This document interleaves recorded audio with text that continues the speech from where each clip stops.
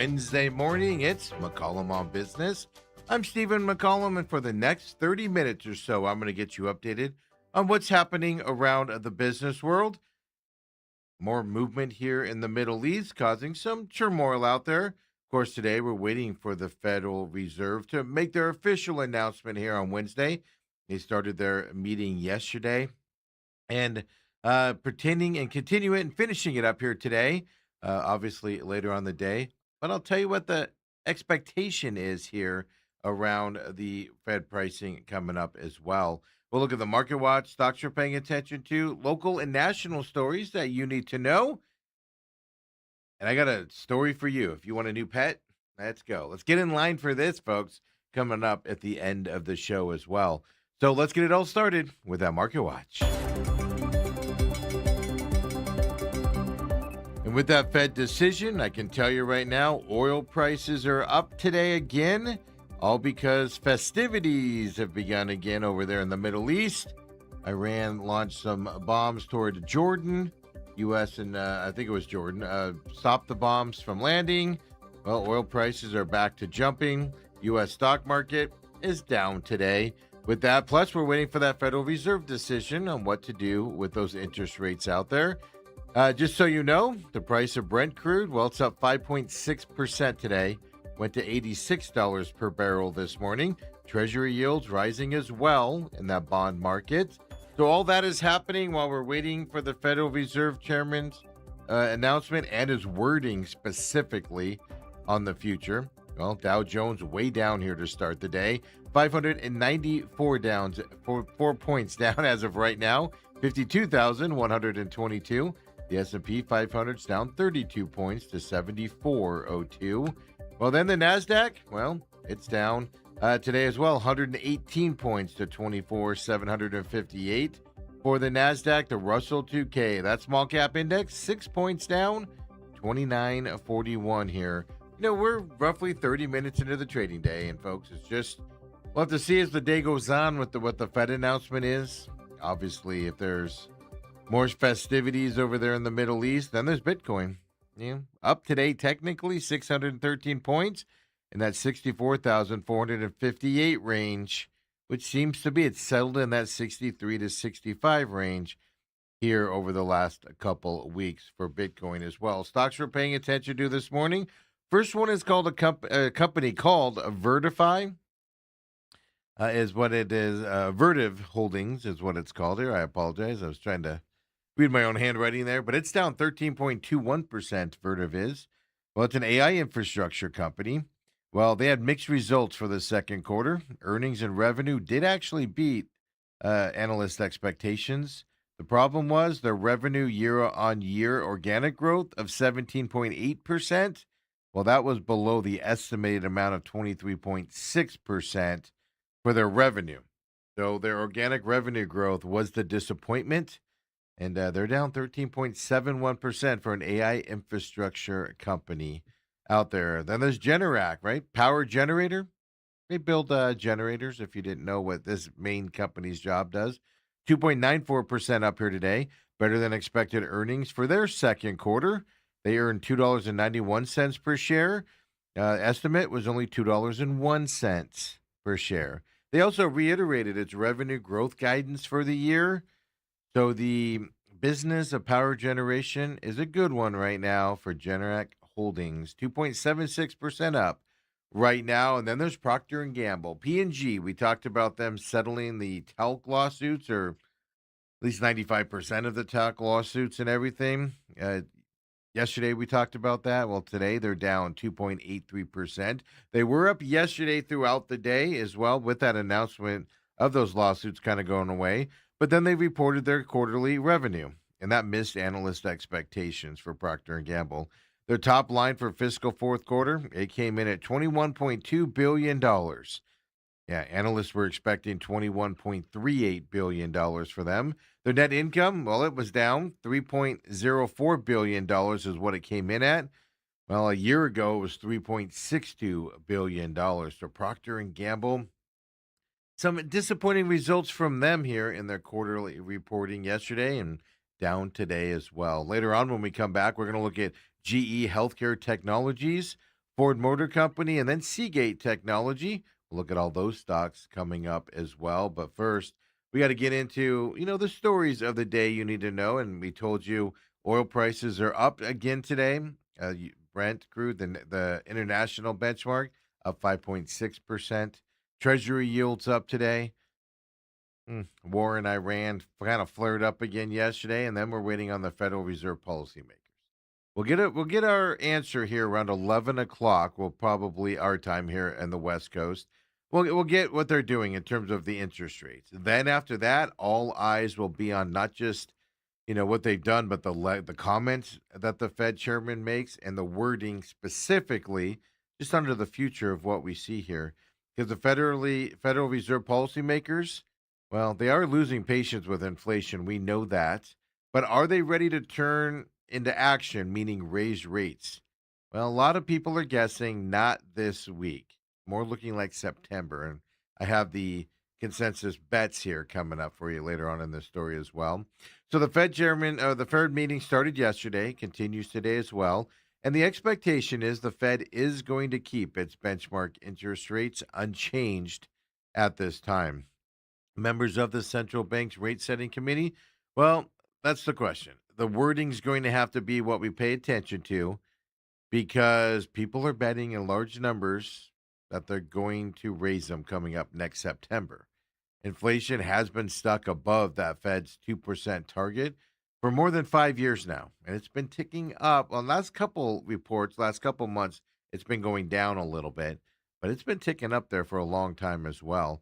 And don't forget, we have a new Fed chair, right, Kevin Warsh, the second meeting here going on right now. But he told Congress earlier this month that he had no tolerance for elevated inflation.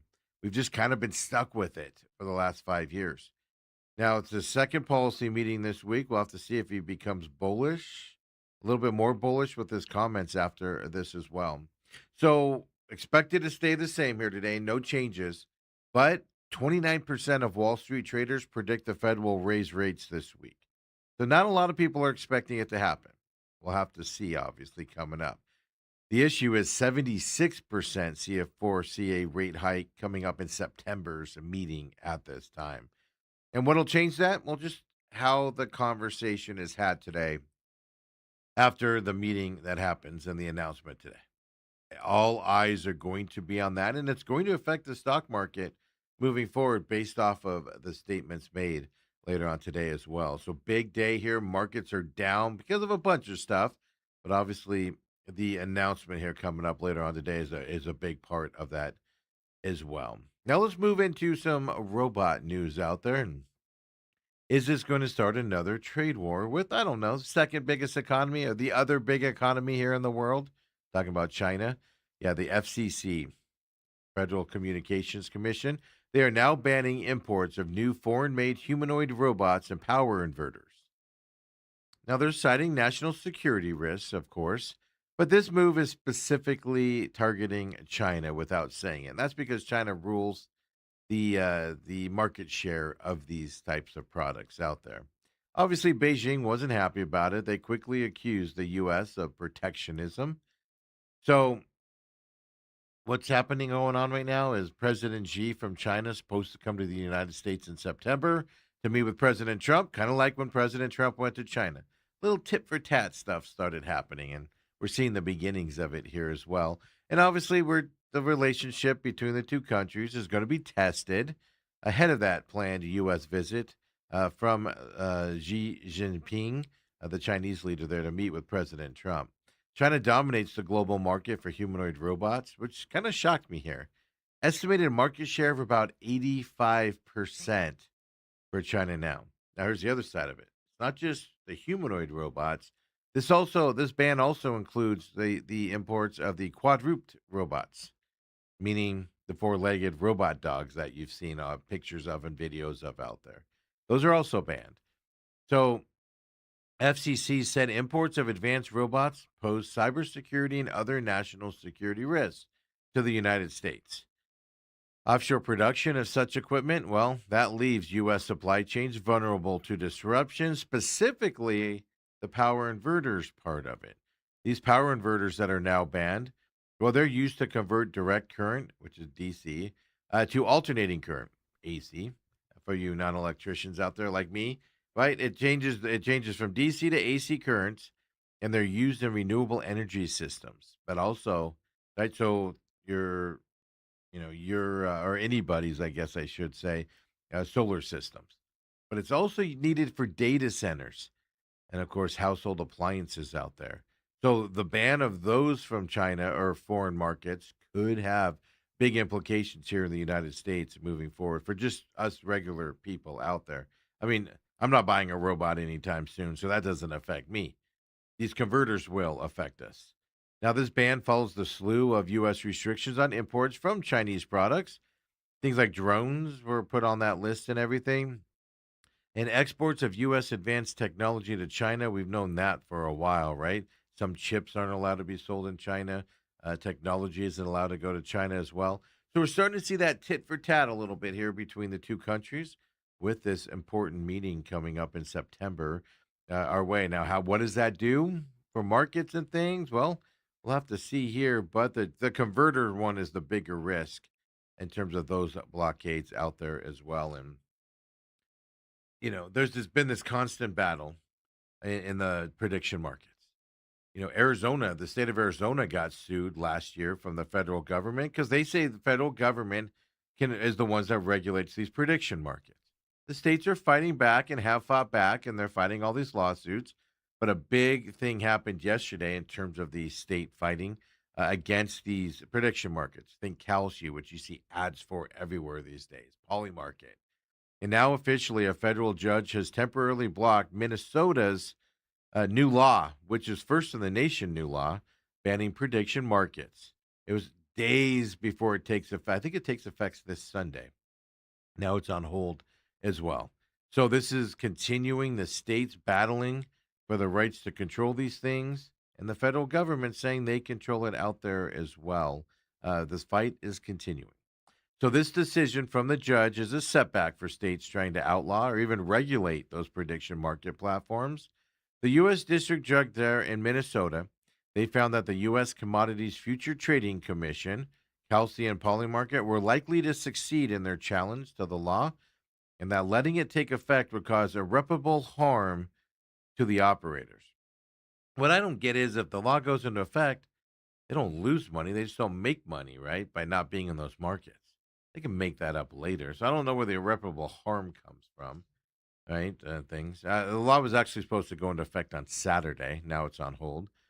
Now, the law in Minnesota would have made it a crime to create or operate prediction markets or even help administer any activity connected to a prediction market. Now, the law will remain blocked while the lawsuit proceeds through the system and everything. Now, we all know states, like I said, Arizona did this. They got sued by the federal government and a couple other states with Arizona.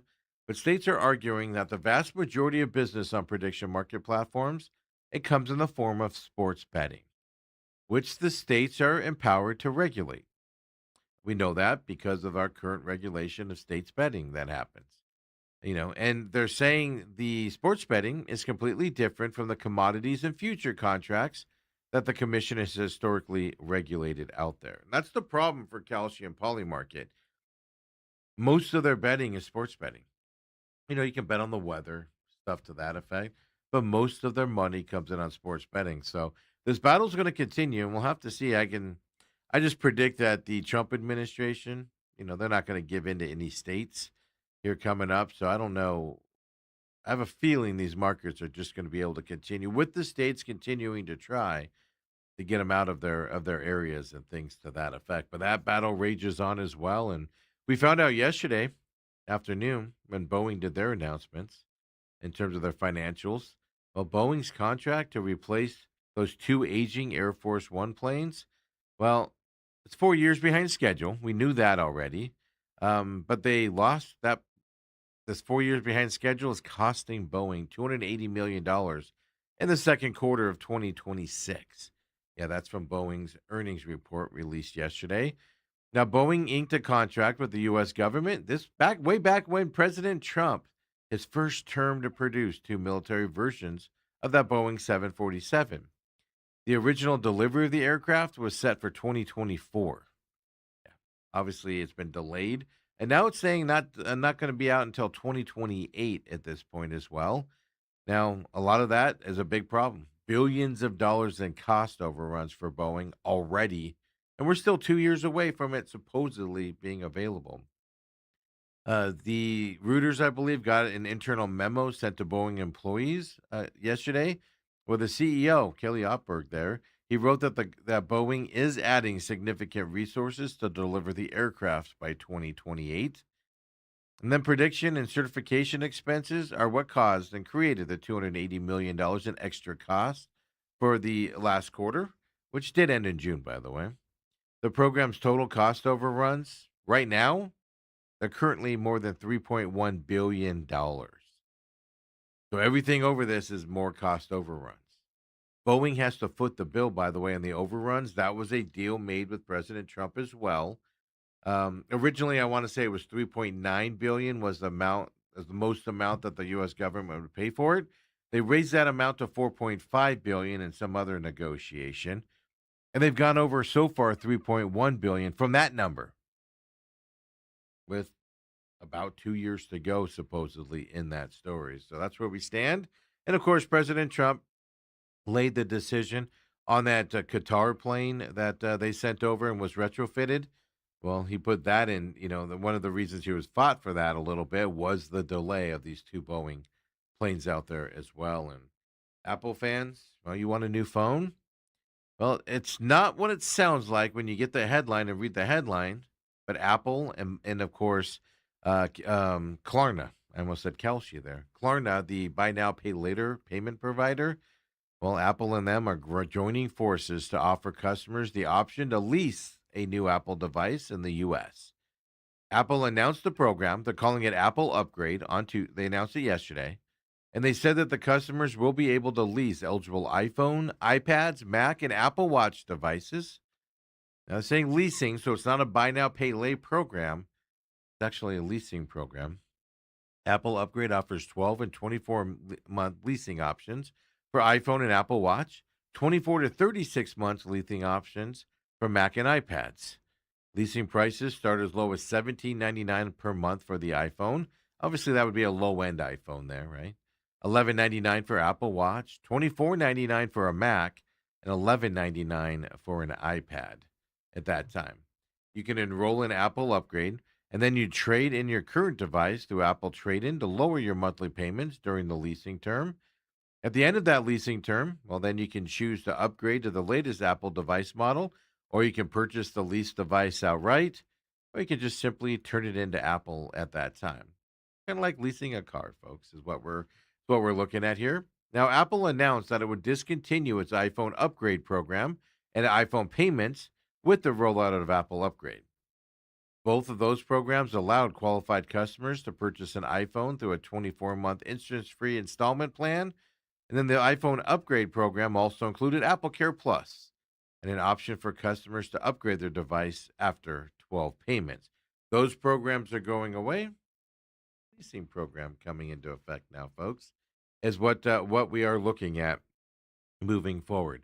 They're just trying to keep you into a monthly leasing payment plan. Because I do the upgrades and we get the free dollar amounts every time, and I can't. Once the phone's paid off, I keep it for a little bit longer, right? And that way I get a lower bill. Now, they want to keep you in payments longer with these leasing programs out there, folks. That's what they're looking at. But Apple's coming out with that program here as well. And I mean, you can see that obviously at any Apple store online on Apple as well. And we'll have to see how that works through your carriers, right? AT&T, Verizon, T-Mobile, etc. coming up as well. And when we come back here at McCollum on Business, I know a lot of schools are in session here in Arizona. We have a few more getting ready to start. I know Gilbert started this week on Tuesday. Queen Creek's been in for, this is their second week now. Chandler's in their third week. So it's coming. But I'm still going to tell you about back to school season and the shopping and how much more you'll pay this year, according to some reports out there, plus some other local stories that you need to know, including if you're looking for a new pet, folks. Got a little out of the box animal for you coming up. So come on back. It's McCollum on Business.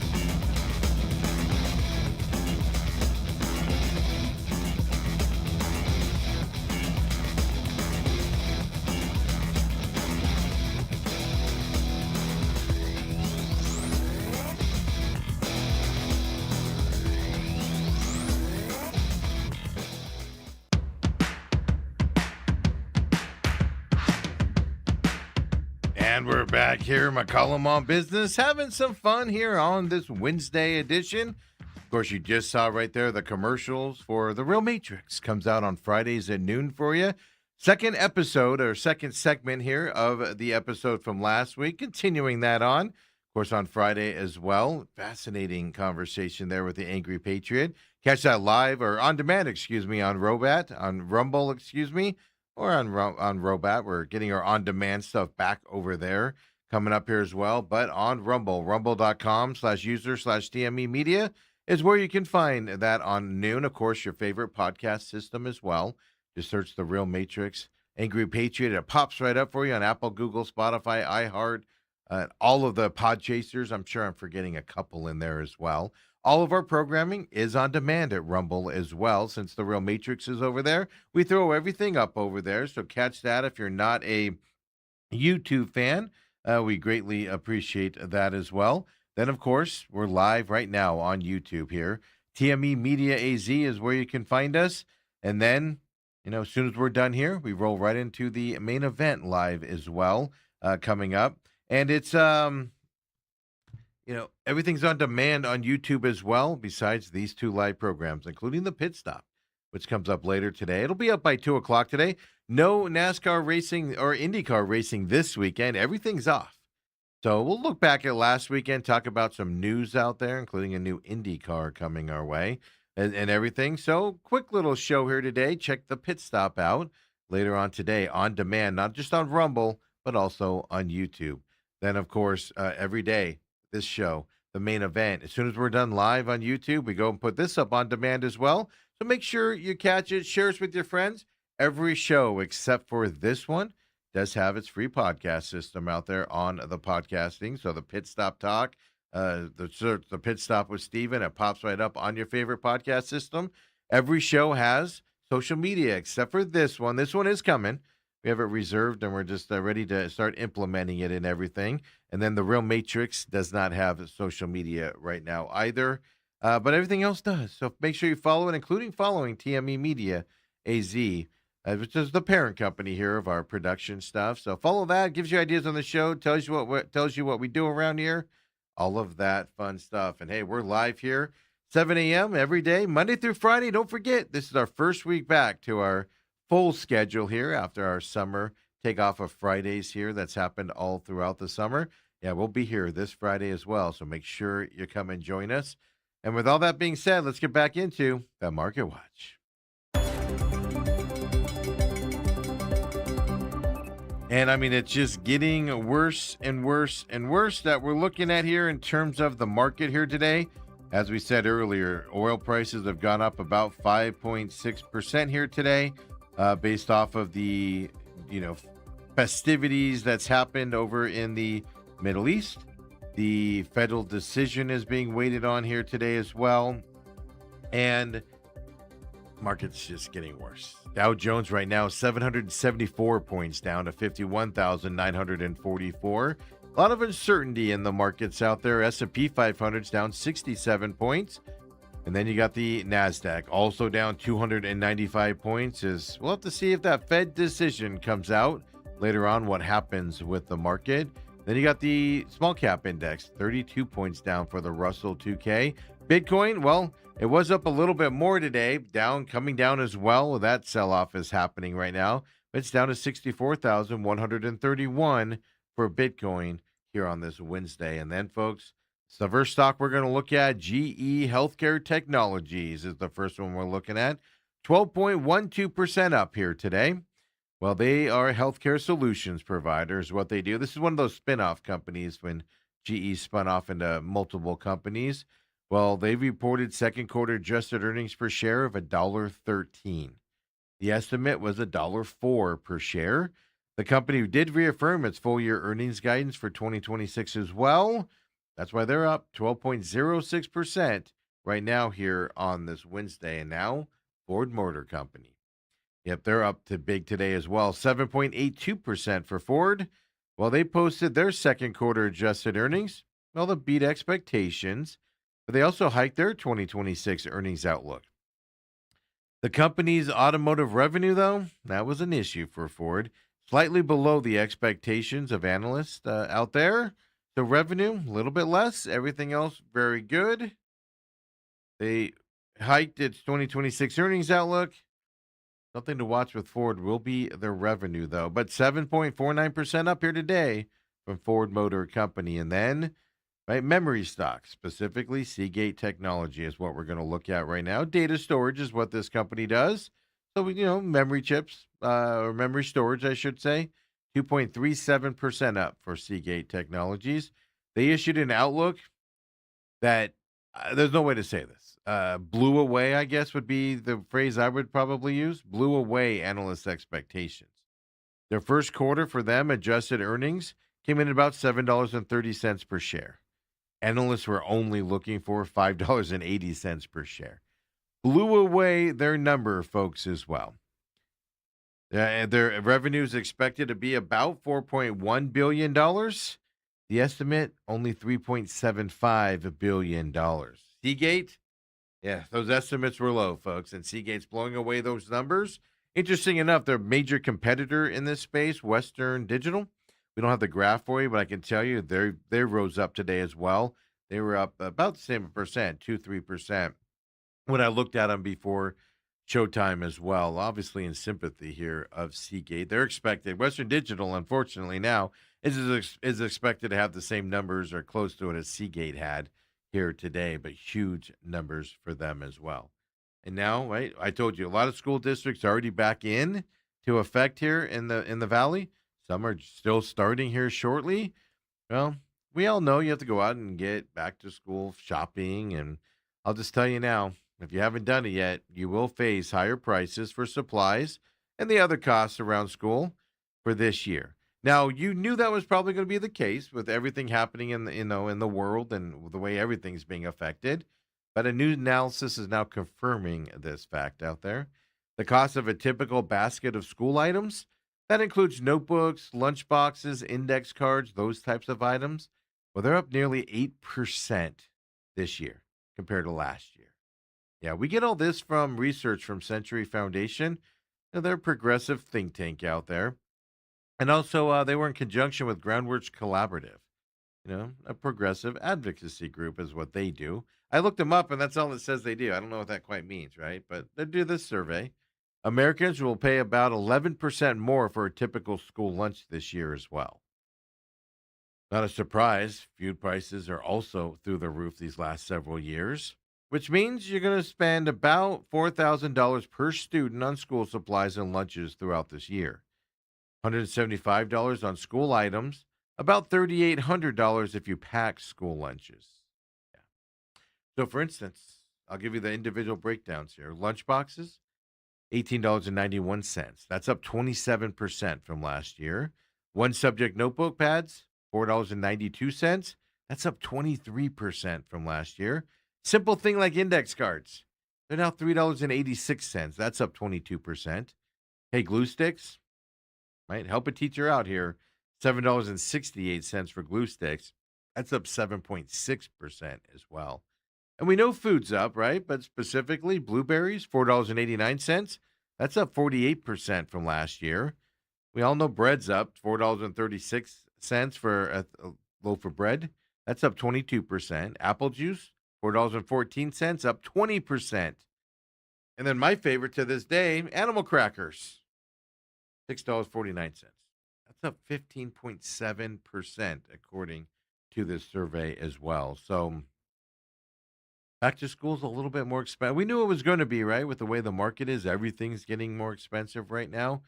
But we have some tangible numbers there to pay attention to going back to school as well. And I can tell you this, your next electric bill, it's going to be pretty high.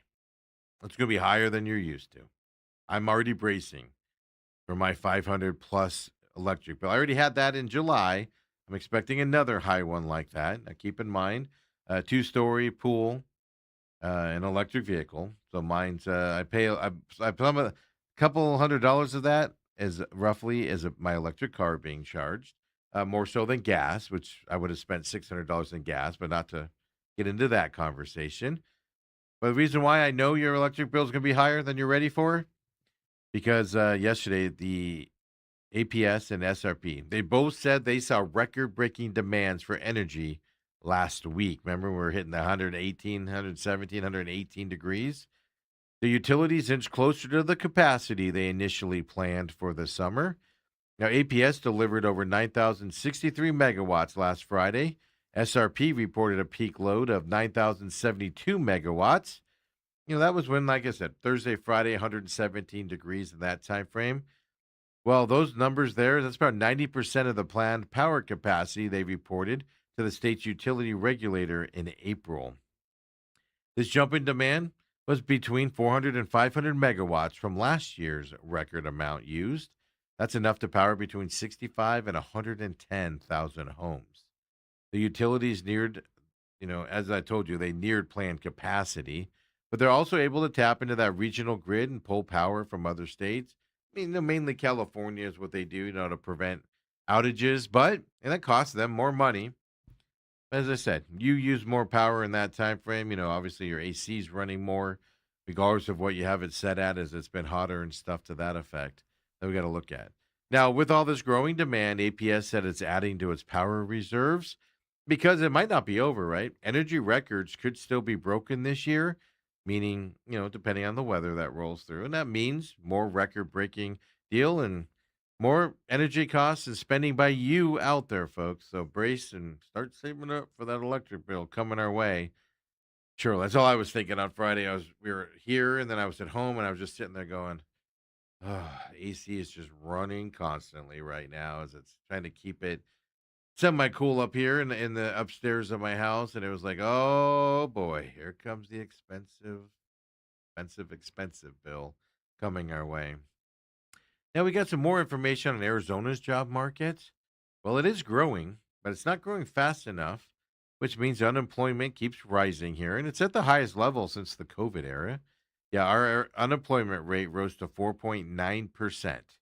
Now, it's been a month-long increase here for the unemployment rate. The current level, though, is not far from what we saw before the pandemic. Construction and trade are seeing some of the strongest job growth, obviously because the valley's expanding, houses, buildings. Healthcare also continued to grow in Arizona, which also is a national trend with healthcare. Hospitals are popping up everywhere. Now, the surprise here was the manufacturing sector. Seems like every day on this show, we're talking about like Amcor expanding, TSMC expanding and getting jobs, companies moving here and bringing hundreds of jobs with them as well. Well, earlier estimates showed manufacturing growth in Arizona were positive. Then they recently revised it and they revised it downward, which of course returns the job gain into a job loss in the manufacturing center. Now, this is shocking because we're always announcing new manufacturing projects out there, including major semiconductor investments in the state. So it's kind of shocking. But if you think about it, somebody comes like TSMC says we're expanding our building. But they have to build that building before the jobs come, into that building. So it takes time to build manufacturing in those buildings and get them up and running to get the additional jobs announced started. So manufacturing was a shock when you looked at these numbers. They're just a lacking this delay here in that side of things. But manufacturing, not as strong as you would have thought it was, right? And when you first saw the number, I was kind of freaked out a little bit, like this can't be right.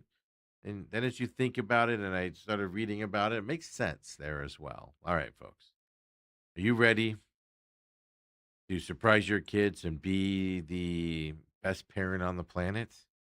Yes. Wild burros, donkeys, basically. I don't know why we call them wild burros. They're donkeys. They're known for their intelligence, their endurance, their strength, but they're very hard headed. Let's put it that way. I'll warn you on that first. They're very hard headed. They can be trained for many uses. Yeah, you train them. They're easy to train, from what I understand. The Bureau of Land Management will have 3 events over the next 3 weeks. And yes, folks, you can adopt a wild burro. Yes, you can. 3 events will take place at Florence Wild Horse and Burro Training and Off-Range Corral. Now, first one, July 31st, so this Friday, 9 a.m. to noon.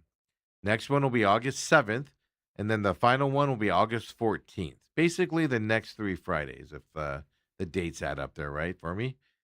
So if you are interested in taking a donkey home, wild burro, you can apply online before the event, or you can even apply on site if you'd like to. Now, because of where the auction is, I'll just warn you, people hiding from things. Don't go adopt a wild burro because this is next to the Florence prison, and Florence prison visitor rules will apply when you go into this building. So if you have felonies and you're hiding from the police, don't go to this event. I'll tell you will get caught. To qualify for being an adopter, here are the 3 requirements that you need. You have to be at least 18 years old. You have approved facilities to keep the animal. No, folks, it cannot stay in your house. You have to have proper transportation for the wild burro as well. They do not transport it for you. You load them right up while you're there and move them along as well. The first 2 events will have untrained wild burros available for $125. First come, first served basis, folks, is what we're looking at. Then on August 14th, those burros who have been trained by the Arizona Department of Corrections, yeah, and the inmates there as well, they'll be available auction style, starting at $500 on August 14th. There will be a training demonstration at 9:30 a.m. before the auction begins. Any wild burros not sold in the auction will be available on a first come, first served basis. They do not tell us what happens to the burros that don't get adopted after that. Just saying. No word on that.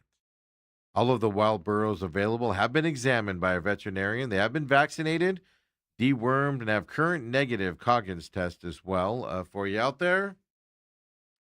Folks, this is your chance. Your kid's been complaining about a horse. Wants a pony. Wants a pony. They don't know the difference. Go get a wild burro out there and maybe become a hero when you come home. That you got the wild burro. That'd be fun. And they're cheap on top of it. Hey, folks, appreciate you joining me here on McCollum on Business on this Wednesday. Don't forget, we're here tomorrow and Friday as well, 7 a.m. here on YouTube. Can't catch us live at 7 a.m. That's okay. Catch us on demand on YouTube as well, folks. We'll see you tomorrow. Main event coming up next as well, 8 to 10 a.m. live here on YouTube. Come and join us. Pit Stop on demand later on today as well. We'll see you then, folks. Have a great Wednesday night.